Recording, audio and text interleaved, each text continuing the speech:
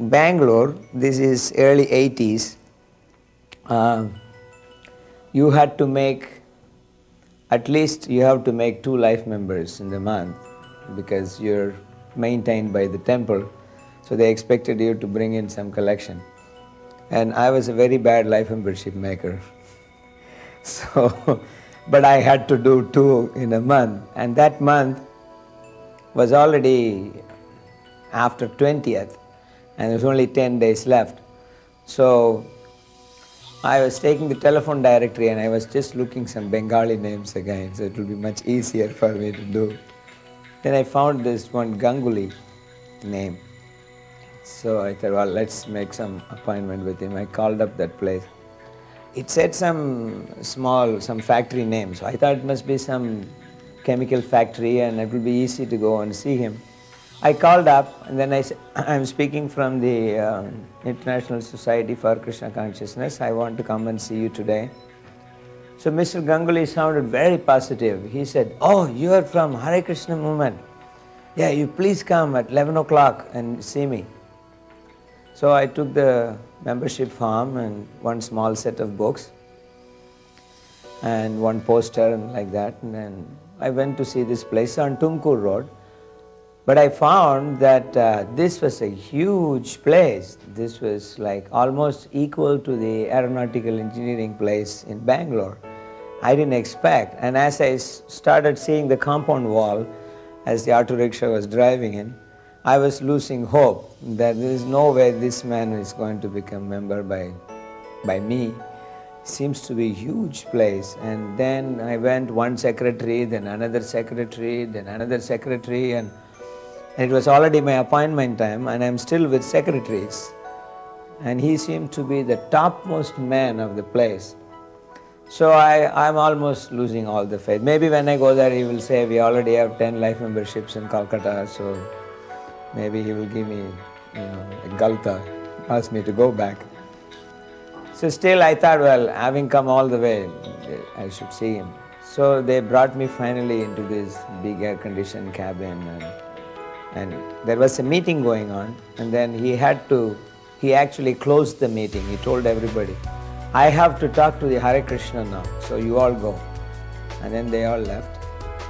So I came in, I spread the book on his table and put the poster up.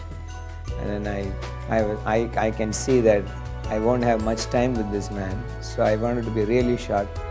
So I said, I'm sure you know about this movement and we are having a branch here and we don't have a land yet and maybe we will get one. We have applied and here is a set of books and this is a great work. You are a Bengali, you should be proud of this because our Guru Maharaj is also a Bengali and he has spread Hare Krishna all around the world and I'm sure you appreciate this service, so if you could take one life membership. And then I became silent. So he opened his drawer and took his checkbook. So then he said, what is the amount? So I said 2,222. And he said, it's okay. So I give you a donation. You can make one life membership also. And he wrote some 10,000 something and tore the check and gave it to me. So I was very moved. I said, oh, thank you very much. This is a very nice gesture of you. So then he said, sit down. I want to tell you, I didn't do this convinced by your preaching. So I said, oh, well, I didn't think I convinced you either, but anyway, this is very nice contribution. So he said, but listen, sit down, I want to tell you something. He said, my father Ganguly, he was a classmate of your founder Acharya. Then he said that every day he came to our house and he played chess with my father before going to the college, to the school, Matilal Free School.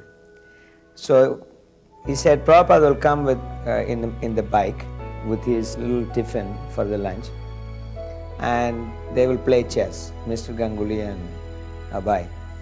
And if Ganguly gets defeated, then he will have to feed Prabhupada with his lunch. If Prabhupada is defeated, then it's the other way, so he will take. And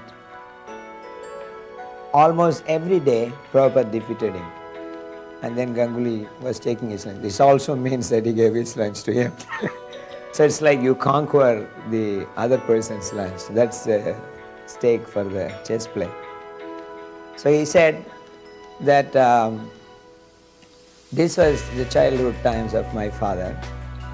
He said then he became a Sanskrit scholar, his father, and he was teaching in the local university, Ravindra Bharati there. And he used to always speak about, that this founder of Hare Krishna movement, that's Maharaj, was my classmate, and he was coming every day, and he will tell about it, childhood Leela with him. And how Abhay always told him that later on when he does something, he would take his help. That you should help me later on when I do something. And then he always said, what is that something? He said, later on I will be doing something, then I need your help. But there was no more explanation this. What was this something that he was going to do? So then he grows up, he becomes a Sanskrit PhD, becomes a professor, he gets married and he has children. And then he comes to know that the same Abhay Babu has become a Bhaktivedanta Swami, and he went to New York and so on and so forth. And it's a local center in Albert Road, so he has gone there a few times. And then they were saying that Prabhupada was coming to visit. So at this time, the junior Ganguly, he is now in high school, so he comes with his mother to see Prabhupada. Continuously 2-3 days he has come, and there is Guru Puja and there is class, and then in the class Prabhupada looks around and then looks at him because he looks just like his father. So he says, Apnar naam ki? Kuta ite kya asichin? So then he says, I am Ganguly, I am son of such Ganguly. He said, oh, where is he? He didn't come? You tell him, I want to see him. So the mother and son, they come back, and then the son told the father that Maharaj wants to see you. So his father says, how can I go and see him? He is a guru of the world, and here I am a Griha Medi and this, that. And so the son says, but he wants to see you. Tomorrow he's going to ask us, why didn't you bring your father? Then he said, well, you tell him that I am sick. So he didn't want to go because he's feeling shy. He's feeling too small and shy. He is world guru. He's got all foreigners sitting at his feet. And so then they come back, and then before starting the class, Prabhupada looks at him and he said, your father didn't come? Then he says, well, he is feeling sick. Oh, he's sick. Okay, I will come and see him. So then after the class they went back home and they told him that he said he will come. He said, how he will come to our house? Like that.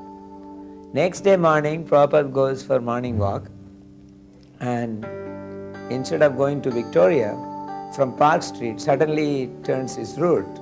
He turns right, he takes one gully and another gully and another gully, and all the devotees are following him. They think, where is he going?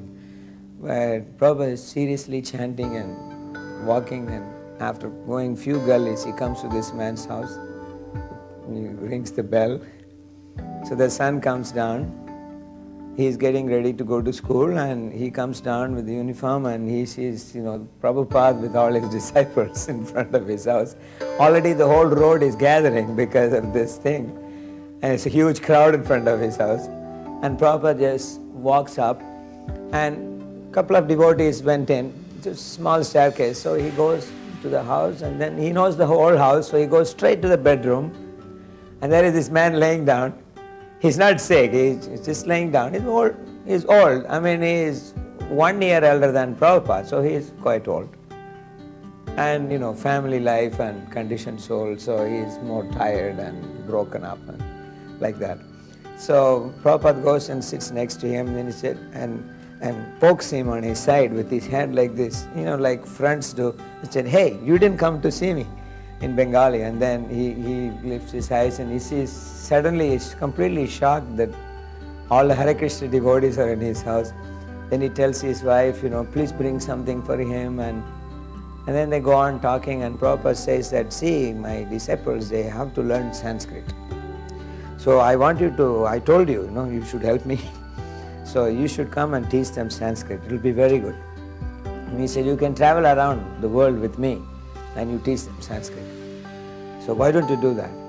So he says, Swamiji, I am retired and I am very old and I don't have any spiritual energy. No, you have the spark. It is the same spark like in me. It's the same spiritual spark in you. So you should, now he speaks in English so that everybody else understands. Then he says, no, you should join this movement. This is very important. And then he says, Bharata Bhumite Manusha Janma Hoila Joy. So you should perfect your life. And better late than never. And then he takes little rasgulla and drinks water.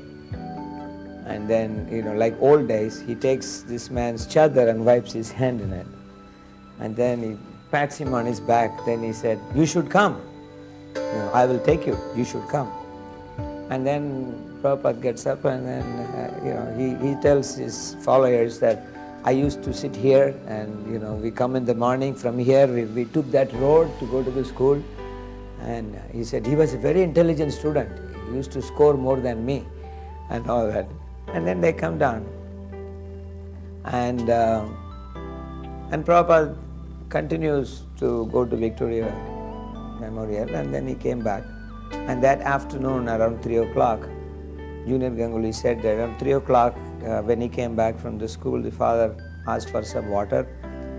Then he just leaned back and then he said that Bhaktivedanta Swami will take me. And he closed his eyes. That was it. It's amazing. That day was his departure. Or maybe by seeing Prabhupada, he got so excited. When you become so happy also, your heart stops. And he was not any especially sick or anything. He was just old age. He was healthy. There was no sickness. And he saw Prabhupada and, that interaction with Prabhupada accelerated him so much that that was it. He left his body. So Miss Junior Ganguly told that I was there when he left the body, and I could see that actually he has been taken by Prabhupada. As he said, you come, I will take you. And when he said that in the morning, we were thinking he's telling you come to ISKCON and I will take you to America or something. But we didn't understand that this is what he meant. He actually took him. So then he said,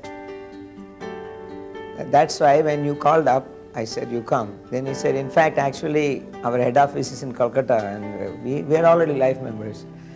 He said, I just wanted to share this with you. That's why I called you. And after that, he came next Sunday. Even though he was a very busy man, he came for the Sunday program. I remember he was coming from there. Every Sunday he was coming to the program. And so this something that Prabhupada told him before, that I will do something and I want your help. And Prabhupada actually offered him, yes, you should come and do the Sanskrit teaching. And because he was not ready to do that, he was mentally so tired, Prabhupada took him to the